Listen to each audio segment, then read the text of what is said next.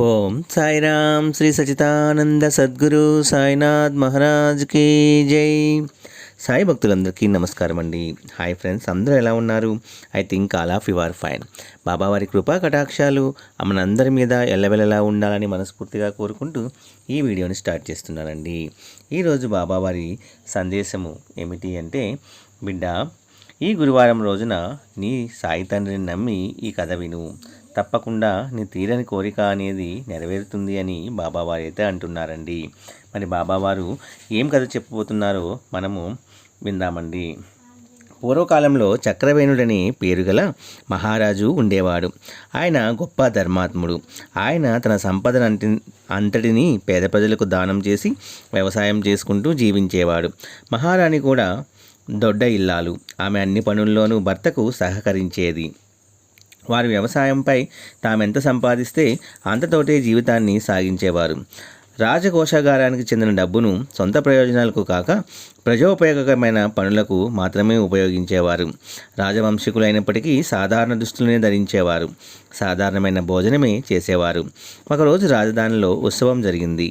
నగరంలో ప్రముఖ స్త్రీలందరూ ఖరీదైన పట్టు వస్త్రాలు, విలువైన రత్నాలు, బంగారు ఆభరణాలు ధరించి రాణిగారి వద్దకు వచ్చారు. వారు మహారాణిని చూసి, మీరు మా అందరికీ యజమాని, మాకంటే గొప్పవారు. మీకు మా అందరికంటే విలువైన వస్త్రాలు, భూషణాలు ఉండాలి. కానీ మీరు మాత్రం సాధారణమైన వస్త్రాలు ధరించి ఉన్నారు. ఇదేమి చిత్రము అన్నారు. వారి మాటలు కోమలమైన మహారాణి హృదయాన్ని గాయపరిచాయి. ఆనాటి రాత్రి మహారాణి రాజుగారితో, ప్రభు, ఈరోజు నాకు పెద్ద అవమానం జరిగింది.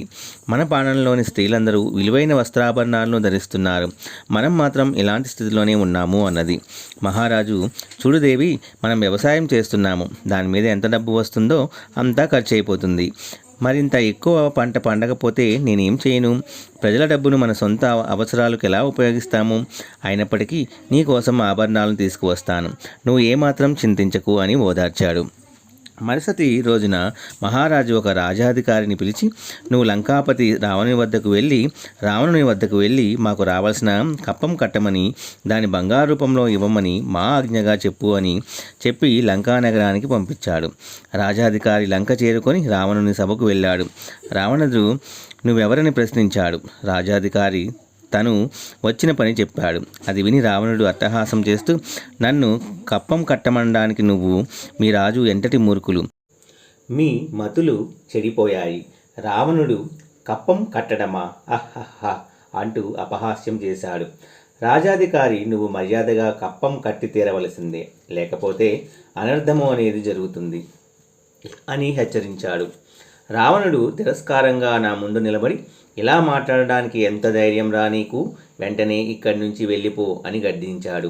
రాత్రి రావణుడు అంతఃపురంలో మండోదరితో జరిగిందంతా చెప్పగా ఆమె, ప్రభు, మీరు వెంటనే కప్పం చెల్లించండి అంది. రావణుడు, ఓ పిచ్చిదానా, నువ్వు కూడా ఇలానే మాట్లాడుతున్నావా? నువ్వు నా ప్రభావాన్ని గుర్తించలేవా? అంటే మండోదరి, ప్రభు, నా మీద దయించి ఆ కప్పాన్ని చెల్లించండి, లేకపోతే పెద్ద అనర్థమే జరుగుతుంది అంటూ రావణుని బ్రతిమాలింది. పతివ్రత అయిన మండోదరి చక్రవేణుని ప్రభావాన్ని గుర్తించింది. కానీ మదోన్మత్తుడైన రావణునికి మాత్రం మండోదరి మాటలు చెవికి ఎక్కలేదు. తెల్లవారిన తర్వాత రావణుడు అంతఃపురం నుండి వెళ్ళబోతుంటే మండోదరి అతన్ని వారించి, స్వామి, కాసేపు ఇక్కడే ఉండండి, మీకు చక్రవేణుని మహిమను చూపిస్తాను అన్నది. అదేమిటో తెలుసుకోవాలని రావణుడు అక్కడే ఆగిపోయాడు. మండోదరి రోజు రాజమహల్ మేడపై పావురాలకు మేత పెట్టేది. ఈరోజు రావణుని వెంటబెట్టుకొని మేడపైకి వెళ్ళి పావురాలకు గింజలు వేసింది. అవి గింజలు ఏరుకు తింటున్నాయి. మండోదరి పావురాలతో, ఇకపై మీరు ఒక్క గింజ కూడా తినరాదు, మహారాజు రావణుని ఆజ్ఞ అంది. పావురాలు ఆమె పలుకులను పట్టించుకోకుండా గింజలు తింటూనే ఉన్నాయి. మండోదరి రావణుని వైపు తిరిగి, చూశారా మీ ప్రభావము అంది. రావణుడు, పిచ్చిదానా, రావణుని మహిమను ఈ పక్షులు ఏమి అర్థం చేసుకుంటాయి అన్నాడు. మండోదరి, మీకు ఇప్పుడే చూపిస్తాను ప్రభు అని పావురాలతో, మీరు ఒక్క గింజ కూడా ముట్టరాదు, ఇది చక్రవేణి మహారాజు ఆజ్ఞ అనగానే పావురాలన్నీ కూడా గింజలు తినడం మానివేశాయి. ఒక చెవిటి పావురం సగం కొరికిన గింజను పూర్తిగా మింగగానే దాని తల తెగిపడింది. పాపం, మండోదరి మాటలను వినలేకపోవడం వల్ల ఆ పావురం ప్రాణాలను కోల్పోయింది.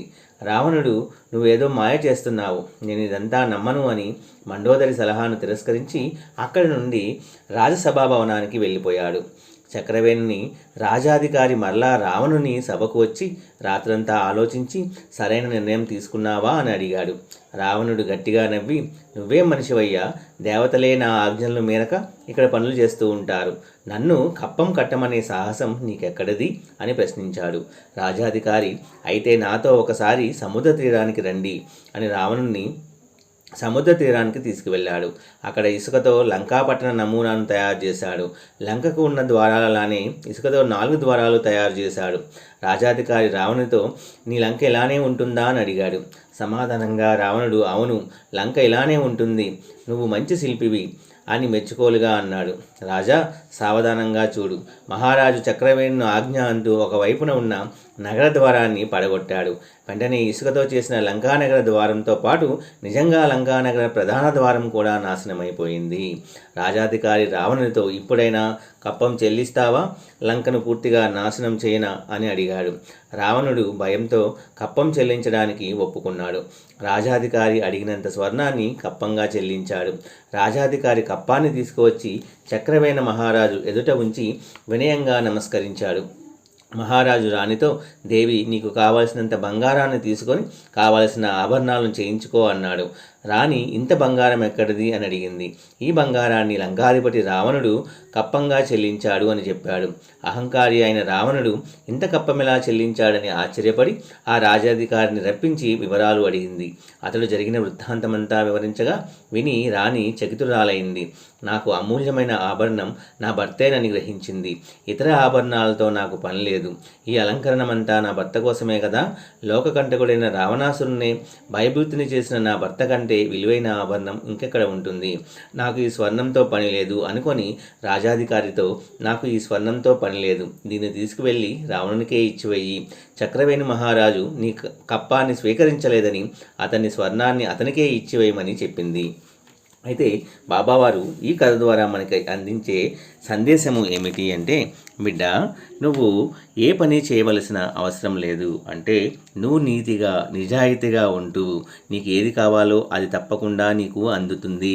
నీ నీతి నిజాయితీయే, నీ మంచితనమే, నువ్వు పరులకు చేసే హెల్ప్ అనేది, సహాయము అనేది, అది మాట సహాయమైనా పర్వాలేదు, ఏదైతే చేస్తావో, ఎప్పుడు ఎదుటివారిని నిందించకుండా ఉంటావో, ఎదుటివారి కోసం తహతహలాడుతావో, పరుల కోసము నువ్వు ఎప్పుడూ కూడా ఉంటావో, అప్పుడే నీలో తెలియని ఒక శక్తి అనేది ఆవిర్భవిస్తుంది. ఆ శక్తి చాలా ఎక్కువై నువ్వు కోరుకున్నవన్నీ కూడా నీకు దక్కేలా చేస్తుంది. ఈ కథ ద్వారా బాబావారు చెప్పే సందేశం ఇదేనండి. మనము ఎంత మంచిగా ఉంటే ఎదుటివారిని కించపరచకుండా, ఎదుటివారిని తోలనాడకుండా, మనకి చేతనంత సహాయం ఎదుటివారికి చేయగాలి తప్ప కీడు మాత్రం చేయకుండా ఉంటే అదే మనకి నిజమైన ఆభరణము.